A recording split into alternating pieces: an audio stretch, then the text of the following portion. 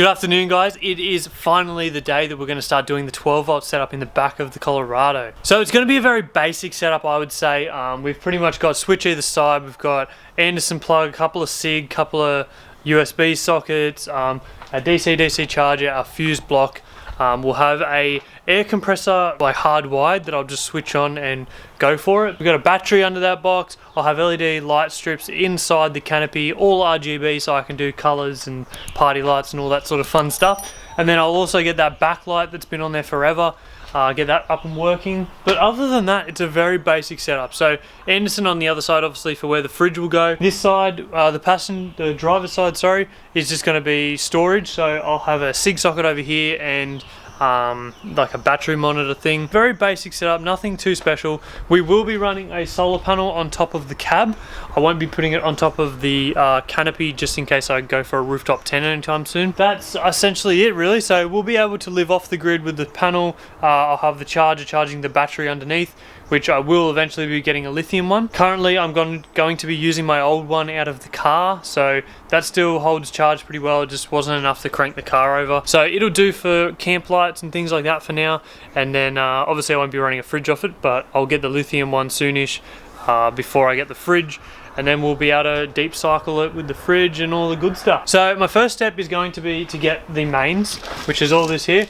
So I'm going with a 6 gauge, so it can carry like 100 and something amps, I think.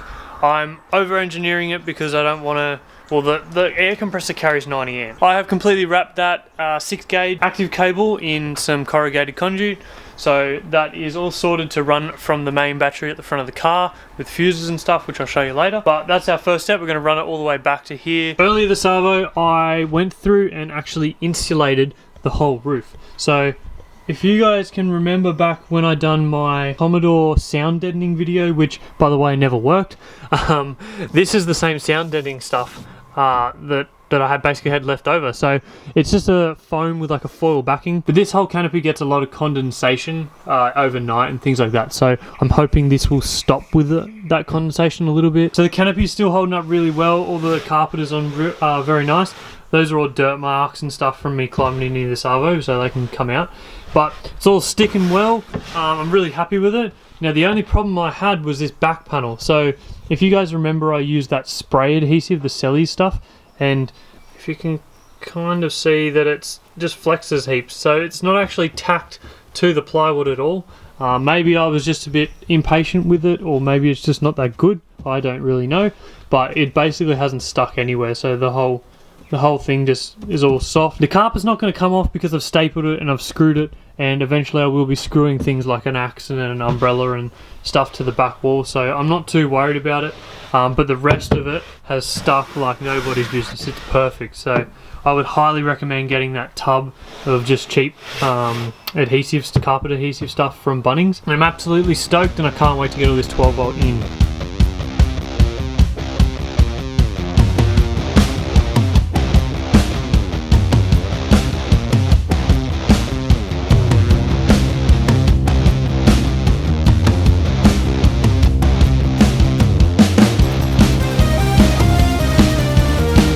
Good morning again, guys. Welcome back to another day. Last night, obviously I started at like 4 o'clock, so I only got that active, basically the mains cable in from the main battery. So I've got that one all ran back to here. I have drilled my hole through the canopy, put a little grommet in there to protect it from the aluminium. Don't want to rub on it. And this morning I just started playing around with this neutral wire as well. So the rundown is we have a main active cable coming from the main battery at the front of the car, and then we have to have a nice big main ground cable, which I'm going to ground to the chassis just underneath the back of the tray. So that's going to run up, go through the same hole, go through weatherproof gland and all that sort of stuff, so I don't get water in the canopy, hopefully. I have whacked in some holes for the pot rivets because I'm going to be putting one of these cable gland like waterproof penetrations. Basically it'll sit on there like that, and then these waterproof glands screw into the bottom, and yeah, that's just a way of you getting it into the canopy. I'm going to run a bead of silicone around this edge all the way around, and then just pot rivet it on, and Bob's your uncle. Righto, that weatherproof gland is now on, so that looks pretty neat. I think we are now into the canopy, and I guess all the work now is to be done in here. I gotta do the fuse at the front, but that can wait till last because obviously I don't want any power on this while I'm working on it. So let's get into doing the internals.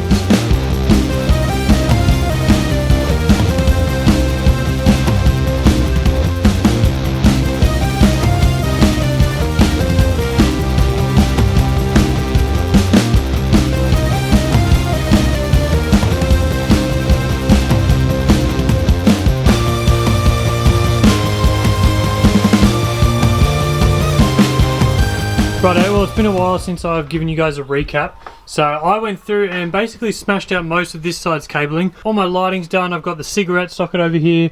As you can see, I've got a pile of crap forming and rubbish. So my idea is to use this SIG socket with battery voltage monitor on the fridge side, because I can run the camp lights on my awning via the SIG socket over on this side. So basically we're mounting that there, and then the light switch will be below it. So I'm going to do the USBs and SIG socket on the other side. I can kind of charge our phones and stuff on top of that platform when it's up. So that's a good little resting spot. And if I want to be able to access the fridge, I have to move everything that's going to be here to open the door. I've got an Anderson plug up there. That's going to be for the fridge. So once the fridge goes in, it'll click into that. And then that's run over to there where there'll be a fuse and all that sort of good stuff. I'm going to go through and try and rough in everything, so that means get all the cables in, because then during the week, if I run out of time today, during the week I can just easily terminate everything because it's already hanging out of the walls, I guess you could say. Everything will be hanging out, it'll just be easier to do. So let's focus on getting all the cables I need to get in now, apart from the solar obviously, but that can be done at a later date compared to everything else. So let's get some cables in before the sun goes down.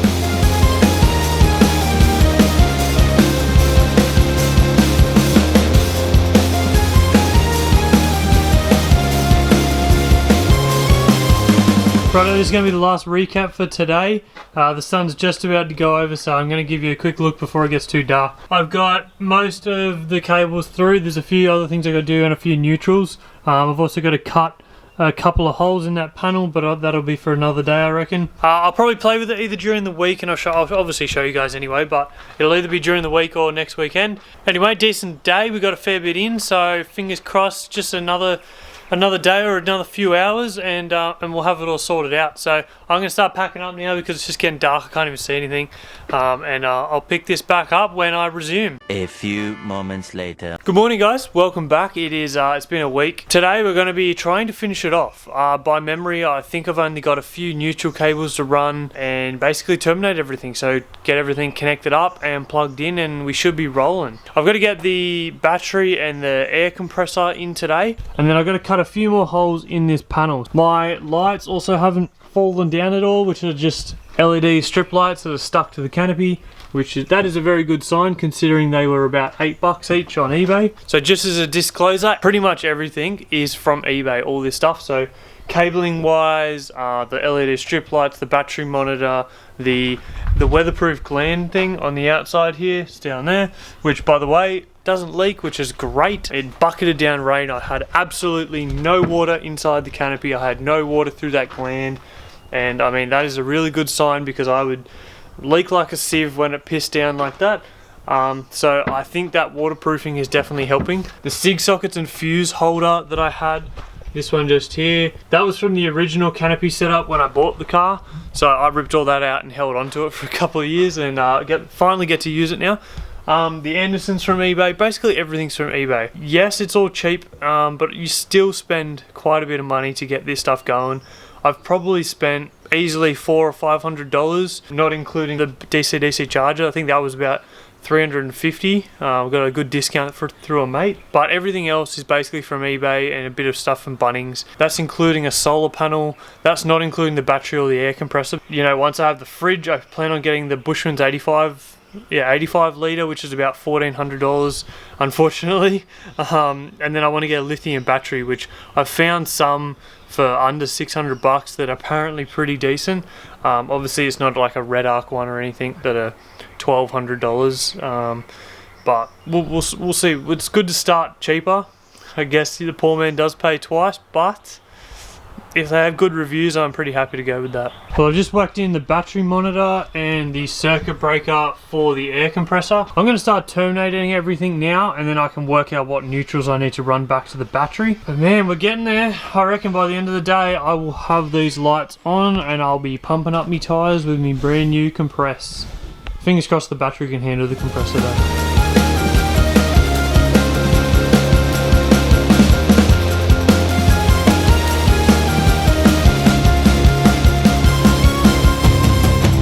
Well, bit of a bummer. The battery that I was going to use temporarily, that one down there, doesn't actually fit.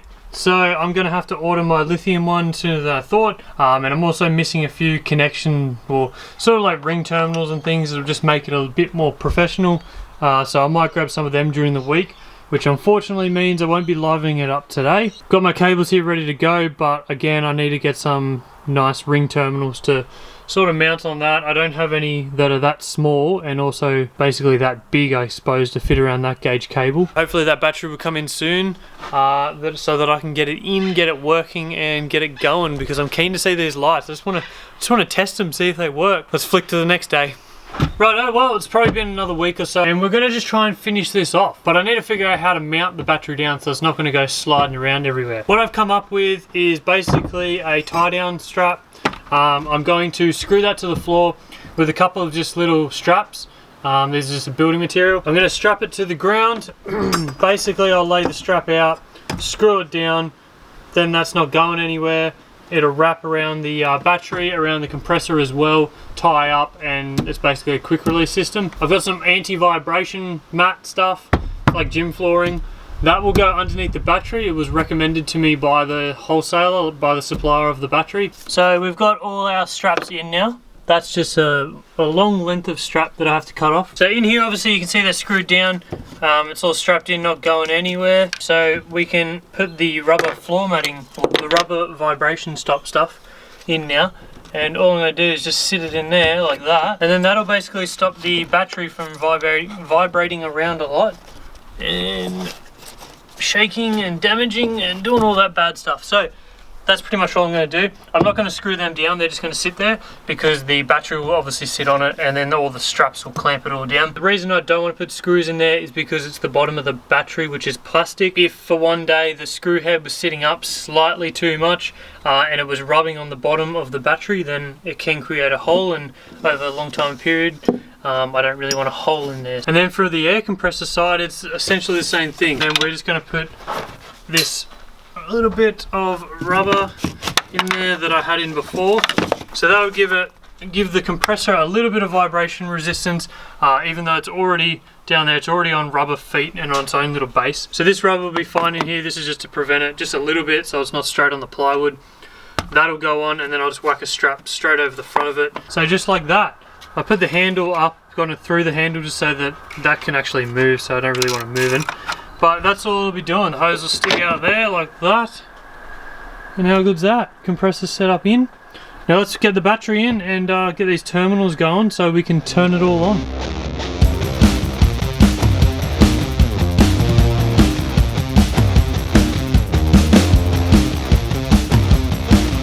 Rightio guys, it's night time again, as you can see. It's all working. We've got it all going. We just need to get a couple more fuses. I got 10 amp fuses when I should have got some 5s, and I don't really want to risk it. So what we're going to do is, I'm not going to show you yet how it all looks. It is working, which is great. So last things to do is to get some fuses. I also need to attach the wire to the main battery and chuck in a MIDI fuse in between that. So the ring terminal up at the front is just taped up at the moment until I put this on. So I'll get the fuses hopefully tomorrow, and then we can get it all going, and then I'll give you a full walk around on how it looks. Sneak peek. Oh, that's all I'm going to show you. So let's just get to it working. Here we go.